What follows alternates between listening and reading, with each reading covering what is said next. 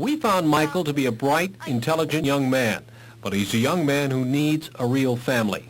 Social workers say he's apprehensive about adoption. Nothing has ever lasted for long in this boy's life. You could turn his life around. If you're interested, call the Community Information Services at 696-4262. I'm Jim Finnerty, City Camera News. Coming up, a report on a beautiful day for the wearing of the green and following the green stripe. Boy, it sure was, and we've got more City Camera.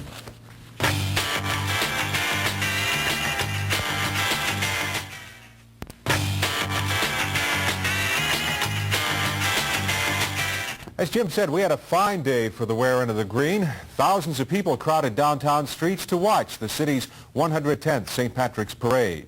The Marine Corps Band from Cherry Point, North Carolina led off the parade. Area high school bands and floats and leprechauns followed along. And everywhere you looked, people were having a good time. The official estimate is 50,000 people turned out to watch. There was a lot of competition to find the best vantage point. And on the reviewing stand today, watching the parade, was an honored guest of the parade officials, a dedicated man who has spent most of his life downtown. And we get the story from City Camera's Neil Zerker. Well, the intersection around 6th Street and Superior just won't seem the same. Patrolman Joe Dura, who has walked that beat for 28 years, retired today, ending 33 years on the force. This afternoon, prior to the St. Patrick's Day Parade, of which he was an honorary marshal, Joe and I took a last walk around his old beat and reminisced. The one thing the police department lacks is communication, and that you can't put in the computer. I wish we had enough of men to put on every corner they have here in the downtown area. But even as the parade passed him by today, Joe Dura was not saying goodbye, only so long for a while. And there'll still be a Dura on the police force, Joe's son, Patrolman Don Dura. Neil Zerker, City Camera News on Superior Avenue. Nationally and internationally, we have been following these stories today. President Carter's visit to West Virginia, where he attended an energy forum. He talked of an inevitable shift from oil and gas to coal as a main energy supply. And the chief executive supplied his own energy by chowing down on a cheeseburger in the employees' cafeteria in the West Virginia State House. And for Cuban Premier Fidel Castro, a state visit today, he arrived in Dar es Salaam, Tanzania. And we'll have details on these stories at 6:30 as our news hour continues with the CBS Evening News. Mighty big development in baseball today, and Jim Mueller's got it coming up.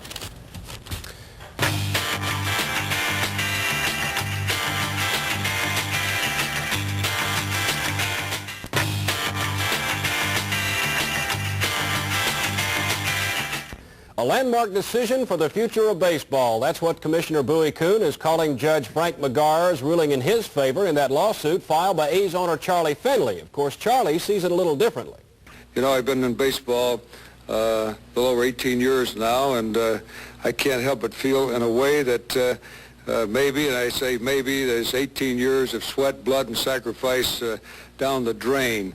Pending the appeal, it would seem that Bowie Kuhn's position has been enhanced by this decision. Well, it would appear that way, John, but since he will realize very quickly that we're filing an appeal, I don't think that he will continue to be as brave as he has been in the past. He'll just have to wait and see himself. The Indians won another Cactus League game this afternoon. Larvell Blank slammed a 3-run homer to help the Tribe beat the Milwaukee Brewers 14-7. 19-year-old Wayne Webb is still showing the way in the $75,000 Muriel Open after 3 rounds. Despite opening today with a 179, Webb regrouped to build his lead over Jim Godman to an even 200 pins. The field of 192 has now been cut to 24, and they'll begin head-to-head match play tonight at 7. Heading into that 8-game block, veteran Dick Ritker is in 3rd place. Dick snapped a 2-year victory drought last week, and that has his adrenaline flowing. Definitely does. You know, the money in the bank counts and frees up your swing a little bit, but I had bowled bad for 2 years and just kept working every week at my game, trying to perfect and bring back the little things that made it good, and last week was the culmination. Made the TV show and then won in 1 game. Now, they tell me that you might be contemplating retiring from the Pro Bowling Tour. Has the victory changed your mind on that? Not contemplating. I am going to definitely retire from what we call full-time participation.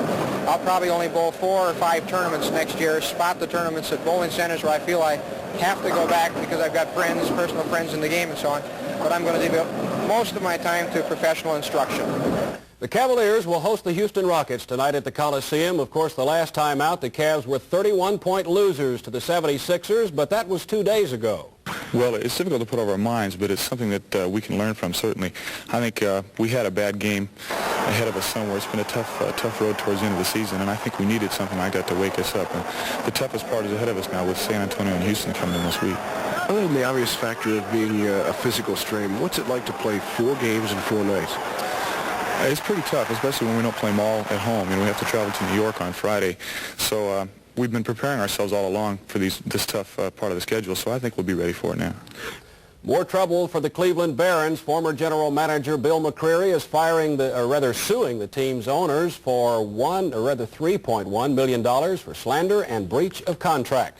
The Barons are off tonight after losing to Buffalo 6-2 at the Coliseum last night in front of their second largest crowd to date, nearly 12,000. Rick Hampton didn't score for the Barons against the Sabres, but he has had a hot stick since Coach Jack Evans moved him from defenseman to the wing.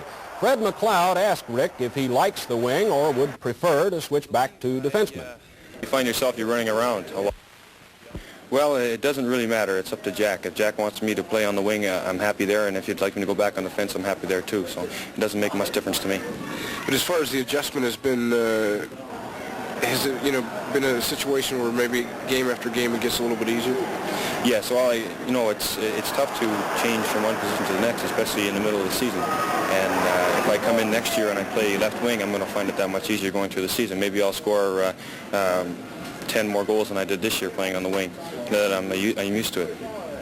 The NCAA Wrestling Championships got underway this afternoon out in Norman, Oklahoma, and Cleveland State's Ron Varga defeated a guy named Phil Mueller, no relation, in the 167-pound class to advance to the second round.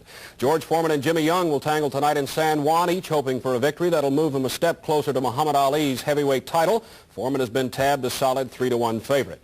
On the Pro Golf Tour, the Tournament Players Championship is underway today, and it's Tom Watson and Don B sharing the early first-round lead. Both had 4 under par 68s today. And now, Jim, you're on the tee. Okay, thank you, Jim. And Dick, thank you for a nice day on behalf of all the people who marched in the parade. Sure. You're welcome. We had 43 degrees on this St. Paddy's Day. You might think, gee, that's a little chilly, but that is the actual average high for this date. And we seldom meet averages. The day we did had a wind chill factor, made it seem a lot colder.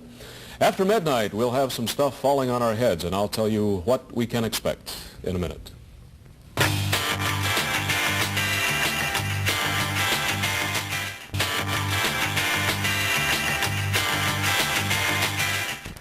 Our weather system's right on schedule today. We had the sunshine, albeit a rather chilly day with a high of 43. The wind chill factor gave us the equivalent temperature closer to 20 degrees. Last night I had indicated that this would be our day of 12 hours of daylight and 12 of darkness. Our equinox before what is actually the vernal equinox. Don't pay attention to what that dummy told you last night. On Sunday, the vernal equinox occurs, and at 12:43, winter ends and spring begins. And spring is going to begin with some snow up in the northern part of the Great Lakes. I don't believe we are going to get anything in the way of an important snowfall here. We are still waiting for the last snow of the winter season. We always get one in mid or late March.